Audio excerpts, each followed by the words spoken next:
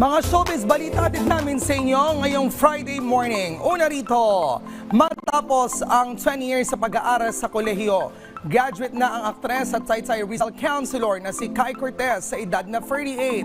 Nagtapos siya sa kursong Bachelor of Science in Political Science, major in Local Government Administration sa University of Makati. Sa kanyang Instagram post, ibinahagi ni Kai ang milestone na ito at inialay ang kanyang diploma sa kanyang mga magulang na sina veteran actor Wes Cortez at Candy. Nagpasalamat din siya sa kanyang alma mater na nagbibigay ng pagkakataon sa mga katulad niyang working student at nagtataguyod ng pamilya mag-isa.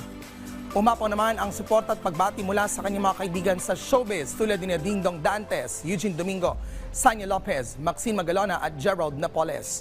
Bukod sa kanyang matagumpay na karera sa pag-arte at pagiging public servant, isa rin siyang inspirasyon ngayon para sa lahat na nangarap na makatapos ng pag-aaral.